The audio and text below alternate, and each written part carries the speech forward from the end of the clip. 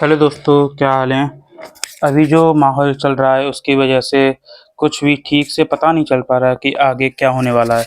लेकिन ये तो कंफर्म है कि नीट 2026 का नेक्स्ट ईयर पेपर तो होने वाला ही है।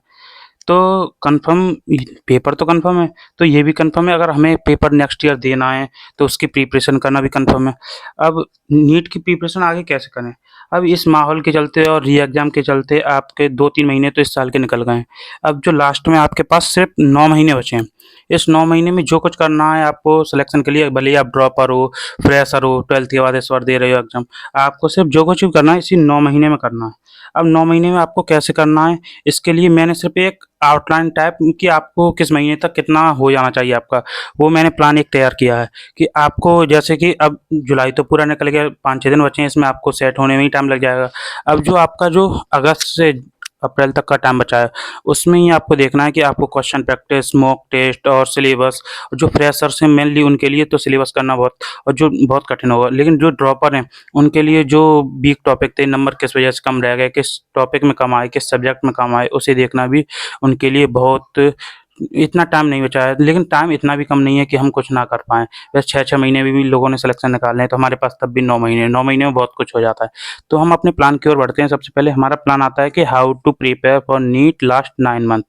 हमारे पास सबसे पहले अगस्त टू अप्रैल का टाइम बचा है। अब इसके लिए मैंने ड्रॉपर के लिए भी अलग प्लान बनाया है, फ्रेशर्स के लिए भी अलग प्लान बनाया है। दोनों प्लान देखते हैं। जो अगर आप ड्रॉपर हो तो ड्रॉपर वाला देख लेना, आपको अच्छा लगे तो, और फ्रेशर वाला हो तो फ्रेशर वाला। मैंने ये कोई ऐसा प्लान नहीं बनाया है कि आपको टाइम टेबल बता रहा हूँ या फिर कोई सब्जेक्ट ऐसे टॉपिक ही पढ़ो, ये कुछ नहीं। आपको सिर्फ एक मैं आईना दिखा रहा हूँ कि आपके पास इतना टाइम बचा है, टाइम तक आप क्या-क्या कर सकते हो। सबसे पहले इसमें देखेंगे हम कि जो हमारा अब आ गया हमारा प्लान कि इसमें जो हमारा ड्रॉपर है, ड्रॉपर को मेरे हिसाब से कि ड्रॉपर है जो उसको सिलेबस, सबसे पहले हम सिलेबस के बारे में देखेंगे, सिलेबस हम कब तक कंप्लीट कर लें। जो ड्रॉपर है जिसने 1 या 2 बार पेपर दे चुका है, रिपीट है, तो वो लगभग दिसंबर 2026 तक अपना सिलेबस कंप्लीट कर ले।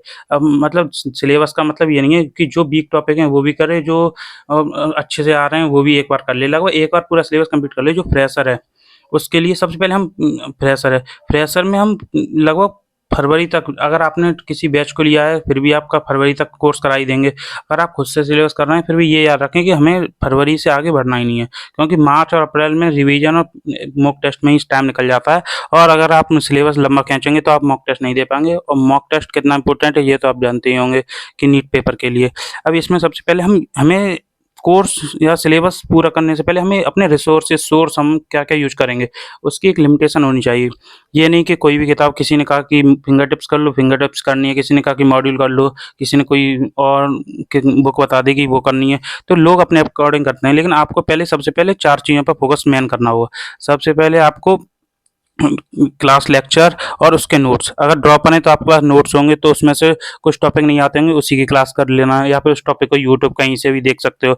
लेकिन जो फ्रेशर हैं उसके लिए यही चीज़ सेम रहेंगी, उसके लिए लेक्चर कंटिन्यू करना ज़रूरी है। अगर आप बैच से पढ़ रहे हैं तो, बैच से नहीं पढ़ रहे हैं तो आप थोड़ा कठिन रहेगा। लेकिन आप जो टॉपिक पढ़ रहे हैं एनसीईआरटी, वो चीज़ आपको एनसीईआरटी लाइन बाई लाइन कहीं से देखनी होगी, या खुद समझ में नहीं आ रहा है यूट्यूब से देखना पड़ेगा।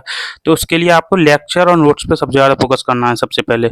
उसके बाद आती है एनसीईआरटी। एनसीईआरटी को आपको लाइन बाई लाइन पढ़ना है। बायो में तो लाइन टू लाइन पढ़ना ही पढ़ना है। केमिस्ट्री, फिजिक्स में आपको एग्जाम्पल तो करने ही करने हैं, और ऑर्गेनिक, इनऑर्गेनिक में तो आपको लाइन बाई लाइन भी पढ़ना पड़ेगा। उसके बाद आती है हमारी डीपीपी या प्रैक्टिस शीट। अगर आप किसी बैच से पढ़ रहे हैं जैसे फिजिक्स वाला, एएलएन कहीं से, तो उसमें आपको डीपी और प्रैक्टिस शीट दी जाती हैं। तो मेनली क्वेश्चन वो उस टॉपिक के, एक टॉपिक पढ़ाते हैं उसके क्वेश्चन देते हैं, मतलब हम टॉपिक वाइज क्वेश्चन हमारे पास आ जाते हैं। तो उन क्वेश्चन को आपको कर लोगे तो वो मतलब अच्छे क्वेश्चन है। उसके बाद हमारा मेन फोकस रहना चाहिए पीवाईक्यू पर, क्योंकि जो भी पेपर आता है उसका 90% क्वेश्चन पीवाईक्यू के रिलेटेड ही आते हैं, कि पीवाईक्यू से उठ के कोई वैल्यू चेंज कर दी या कोई थोड़ा घुमा दिया क्वेश्चन। तो हमें पहले इन चारों चीज़ों पर, अगर हमारे मतलब टाइमलाइन तक ये चीज़ें अच्छे से हो जाती हैं, उसके बाद हम किसी नई किताब पर पढ़ना है। ये नहीं है कि इसके अलावा आप कोचिंग मॉड्यूल कर सकते हैं। कोचिंग मॉड्यूल है तो हाँ, वो साथ के साथ लगा सकते हैं, लेकिन इतना भागना नहीं है, क्योंकि ये चारों चीज़ हमने अगर 2-3 बार रिपीट कर ली, अगर अपने पूरी साल में अच्छे से रिवाइज कर लिया 2-3 बार, तब तो हमारा अच्छे से सिलेक्शन हो सकता है, हम मेडिकल कॉलेज में पहुंच सकते हैं। अब जो अब जो हमारा इसमें मेन इम्पोर्टेंट चीज़ क्या है हमारी, जो मैं मोस्ट इम्पोर्टेंट चीज़ है, रेगुलर टेस्ट। अगर ड्रॉपर हो तो संडे टू संडे आपको एक मॉक टेस्ट तो लगाना ही पड़ेगा। अगर आप फ्रेशर हो और अगर किसी बैच से रिलेटेड हो तो बैच के जो टेस्ट रेगुलर आ रहे हैं 15 दिन में, 1 महीने में, 7 दिन में, तो आपको टेस्ट नहीं छोड़ना है, भले आपका स्कोर भी कुछ भी रहे। अगर आप अगर स्कोर पर ध्यान देंगे तो स्कोर पे ध्यान मत दीजिए। अभी आप ये देखिए मैं कितना टॉपिक करूँगा। अगर आपने जैसे कि सेल चैप्टर आया, सेल के आपने सेल मेम्ब्रेन पढ़ा है, सेल वॉल पढ़ लिया और प्रोकैरियोटिक पढ़ लिया, यूकैरियोटिक मान लो नहीं पढ़ा, तो अगर प्रोकैरियोटिक के आप क्वेश्चन लगा पा रहे हैं तो ये देखिए हाँ उसमें से मेरा एक गलत तो नहीं आ रहा और गलत जा रहा है तो क्यों जा रहा है। अगर यूकैरियोटिक नहीं आ रहा है तो वो पढ़ने के बाद आप लगा सकते हैं। तो टेस्ट में अभी स्कोर पर फोकस मत कीजिए, अभी सिर्फ दीजिए टॉपिक वाइज ध्यान। अब आता है टाइम मैनेजमेंट। दोनों के लिए टाइम मैनेजमेंट मैं बताऊंगा। हमें पहले मेनली स्लीप 6 से 7 घंटे लेनी ही लेनी है। उसके बाद हम 24 घंटे को हम मैनेज करेंगे, 6 से 7 घंटे हम स्लीप कर लें और सुबह का ब्रेकफास्ट, लंच, डिनर कर लेंगे, तब उसमें 3 घंटे भी दे दिए और हॉबीज़ के लिए कोई 2 घंटे दे दिए, फिर भी आपके पास 13 घंटे पढ़ने के लिए बच रहे हैं। और इन 13 घंटों को में भी आप 10 से 11 घंटे अगर अच्छे से बिना डिस्टर्ब हुए पढ़ सकते हैं तो आप ये टारगेट आराम से अचीव कर लेंगे। उसके बाद हम देखते हैं कि एक बिल्कुल फ्रेशर के लिए मतलब एक क्या चीज़ होनी चाहिए अगस्त से फरवरी तक और आगे उसके। तो जो फ्रेशर है उसके लिए अगस्त से फरवरी तक कंसिस्टेंसी से डेली का डेली करना है। हमें ये नहीं मांगना कि मुझे इतना रिवीजन करना है। आपका जब कंसिस्टेंसी से करोगे तो आपका रिवीजन ऑटोमेटिक होता रहेगा। जैसे कि टेस्ट आएंगे उसमें रिवीजन कर लिया, फिर आगे कोई नेक्स्ट टेस्ट आया या फिर कोई वैसा चीज़ आया और हमने 1-2 बार वैसे रिवीजन कर लिया तो आपका टेस्ट एनसीईआरटी अच्छे से पढ़ लेंगे। पहले से हमारे मिथ क्या होना होता है कि 20 से 25 बार एनसीईआरटी करनी है, उसी से हम डर जाते हैं। 20 से 25 बार ऐसे नहीं करते लोग, क्योंकि पहली बार वो क्लास के साथ पढ़ते हैं, उसके बाद वो टेस्ट के टाइम पे पढ़ते हैं, उसके बाद जो फुल टेस्ट आते हैं उसमें पढ़ते हैं, तो लगभग लास्ट में रिवीजन करते हैं उसमें पढ़ते हैं। तो ऐसे उनका अच्छे से बहुत बार रिवीजन हो जाता है। आपको सबसे पहले ध्यान रखना है डेली का डेली, ठीक है। इसमें सबसे स्टेप 1 क्या करना है, रेगुलर क्लास में टॉपिक की अच्छे से कॉन्सेप्ट क्लियर करने हैं। सबसे पहले हमें क्या करना है, रेगुलर क्लास में कॉन्सेप्ट को अच्छे से क्लियर करना है। अगर हमारा कॉन्सेप्ट ही अच्छा नहीं होगा तो हम क्वेश्चन प्रैक्टिस भी नहीं कर पाएंगे, एनसीईआरटी भी नहीं पढ़ पाएंगे। तो क्लास में सबसे पहले कॉन्सेप्ट क्लियर करें। स्टेप 2 टॉपिक रिलेटेड उसी दिन में बैच में जो डीपीपी, एनसीईआरटी और पीवाईक्यू, अब बैच में जो टॉपिक कराए उसकी आपको टीपीपी देंगे तो डीपीपी आप कर लो, प्रैक्टिस शीट देते हैं वो भी कर लो। उसके बाद पीवाईक्यू होते हैं, तो पीवाईक्यू को आप एक ऐसी बुक खरीद लीजिए जिसमें टॉपिक वाइज पीवाईक्यू दिए हैं। तो जैसे कि आपको प्रोकैरियोटिक पढ़ाया तो प्रोकैरियोटिक का आज पढ़ाया तो उसका पीवाईक्यू कर लिया, जिससे हमारा बर्डन नहीं बढ़ेगा। मान लो 10-12 पीवाईक्यू हैं तो उससे आप आराम से कर लोगे, इतना टाइम ही नहीं लगेगा। तो पीवाईक्यू आपका डेली की डेली निबट जाएगा, जिससे कि आपको पीवाईक्यू अगर लास्ट में नहीं रहेगा कि मुझे पीवाईक्यू करना है। पीवाईक्यू पेपर जब आप लगाओगे तो उसमें आप पीवाईक्यू कर चुके होंगे तो आपके पेपर भी अच्छे जाएंगे। तो पीवाईक्यू से आप साथ के साथ करते रहें। लास्ट तीसरा स्टेप है कि पेपर टाइम पर अच्छे से रिवीजन करना। मतलब जो पेपर टाइम होता है, जैसे कोई मान लो टेस्ट आया आपका, अब टेस्ट टाइम पर आपने ऐसे संडे को टेस्ट उसके 1 वीक पहले से आप डेली 1-2 घंटे देते रहिए अपना टाइम निकाल के कि टेस्ट रिवीजन। जैसे कोई सेल चैप्टर आ रहा है तो सेल का आप रिवीजन करते रहिए, अच्छे से रिवीजन करना है, सारी चीज़ पीआईक्यू सब देखने जिस वो उस पेपर को ऐसे दीजिए जैसे कि ये मेरा फाइनल पेपर है, तो आप अच्छे से कर पाएंगे। अब आता है टेस्ट एनालिसिस कैसे करना है। मेक अ नोटबुक, मतलब एक ऐसी नोटबुक बनाइए जिसमें मिस्टेक नोटबुक हो, जिसमें आपको मिस्टेक में क्या लिखना है। अब हम यही नहीं समझ पाते कि मिस्टेक में वो सारे क्वेश्चन लिखें जो हम पेपर में नहीं कर पाए। वो सारे क्वेश्चन नहीं लिखते मिस्टेक कॉपी में। मिस्टेक कॉपी में वो क्वेश्चन लिखते हैं जैसे कि पेपर में गलत हुए क्वेश्चन घर पे हमने सॉल्व करके देख लिया। अगर मान लो पेपर में हमारा कोई सिली मिस्टेक से गलत हो गया या फिर गलत लग गया, वो क्वेश्चन नोटवर्क नहीं किया, वो तो हमें आता है। हमें अगर वो क्वेश्चन नोट करना है जो मोस्ट इंपॉर्टेंट लग रहा है, सॉल्व अच्छे से कर लिया फिर भी थोड़ा अटक रहे हैं या फिर वो लगता है पेपर में आ सकता है, वो क्वेश्चन नोटबुक में वो करने क्या कहते हैं, नोटबुक में लगाने हैं। अब आते हैं मार्च टू अप्रैल। हमें फरवरी तक, हमें जो फ्रेशर हैं उन्हें कोर्स फरवरी तक कर लिया। अब आते हैं मार्च टू अप्रैल। मार्च टू अप्रैल में आपको पहले मार्च में कंप्लीट एक बार रिवीजन तो करना ही पड़ेगा आपको। एक बार रिवीजन तो करना ही पड़ेगा और 2 टेस्ट पर वीक देने ही होंगे।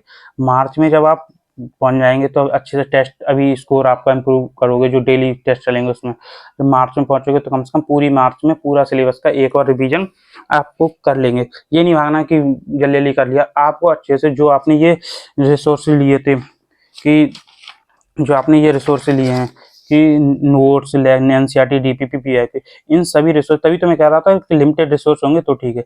इन सभी रिसोर्सेज के चलते आप एक कंप्लीट रिवीजन मार्च में करेंगे और साथ साथ 2 test, full set test, full syllabus test per week लगाएंगे। अप्रैल में जाके कंप्लीट 2 टाइम रिवीजन करना है। 2 टाइम रिवीजन कैसे, एक रिवीजन करना है फर्स्ट 20 डेज और लास्ट फास्ट रिवीजन करना है, फास्ट रिवीजन लास्ट 10 डेज में। और डेली 1 टेस्ट, अगर डेली नहीं लगा पाते, अगर फ्रेशर हैं तो कम से कम वीक में 4 टेस्ट तो फुल सिलेबस टेस्ट लगाने ही होंगे। ये आपका फ्रेशर का पूरा टाइम मैनेजमेंट है। अब इसमें देखना होगा कि अब हम आते हैं ड्रॉपर पर। ड्रॉपर के लिए सबसे बड़ी बात क्या है, क्योंकि उसने लेक्चर देख चुका है सब और उसके पास नोट्स बने हुए रखे हैं, तो उसे इतना नहीं है, सिर्फ उसे वीक टॉपिक कवर करने हैं। तो उसे अप्रैल टू दिसंबर तक अपना कोर्स कंप्लीट करना ही होगा। कोर्स का मतलब सारे वीक टॉपिक कवर करने होंगे, क्वेश्चन प्रैक्टिस करनी ही होगी और मेन फोकस क्वेश्चन प्रैक्टिस पे करना होगा उसे।